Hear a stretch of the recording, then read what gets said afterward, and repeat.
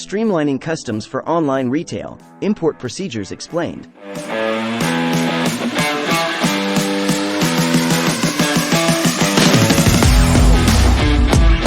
Welcome back to our video series on customs brokerage and international trade. In today's episode, we will be discussing the customs import procedures for online retail products. As more and more people shop online, it is essential to understand the steps involved in importing these goods and the role of customs in the process.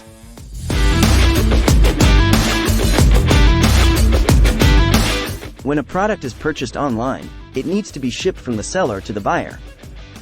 During this shipping process, customs plays a crucial role in ensuring that the goods are compliant with all applicable laws and regulations. This is where customs brokerage comes into play.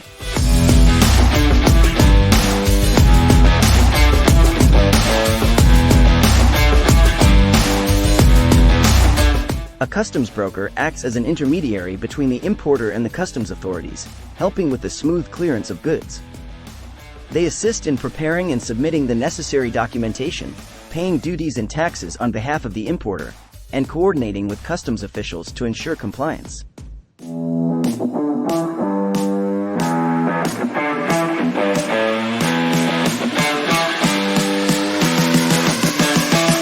Now, let's talk about customs bonds. A customs bond is a financial guarantee that ensures the payment of duties and taxes to the government. It is required by the customs authorities to protect their revenue and covers any potential liabilities that may arise during the import process.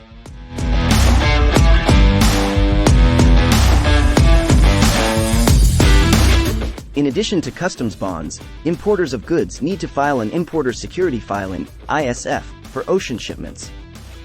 The ISF, also known as the 10+2 rule, requires importers to provide specific information about the goods being shipped before they arrive in the United States.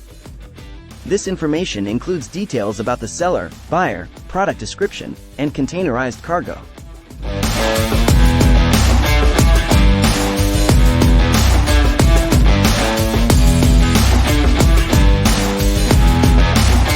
The purpose of the ISF is to enhance the security of the supply chain and enable customs officials to assess potential risks associated with the imported goods. It is important for importers to ensure that the ISF is filed accurately and on time to avoid any fines or delays in the customs clearance process.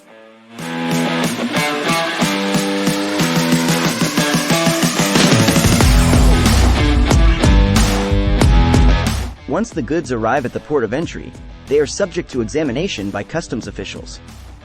This examination may involve physical inspection of the goods, verification of the documentation, and assessment of any applicable duties and taxes.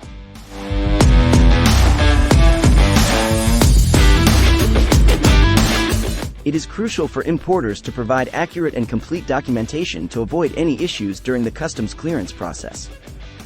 This includes the commercial invoice, packing list, bill of lading, and any other relevant documents specific to the imported goods.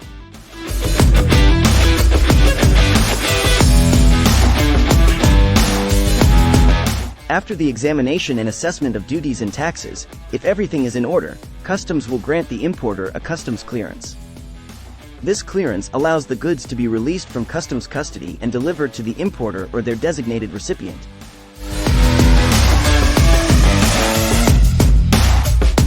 Finally, the goods are shipped to the buyer's location, and the import process is complete.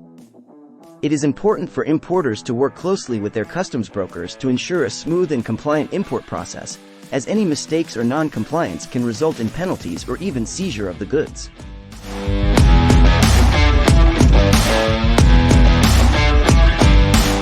Thank you for joining us today as we explored the customs import procedures for online retail products. We hope you found this information helpful and informative. If you have any questions or topics you'd like us to cover in our upcoming videos, please leave them in the comments below.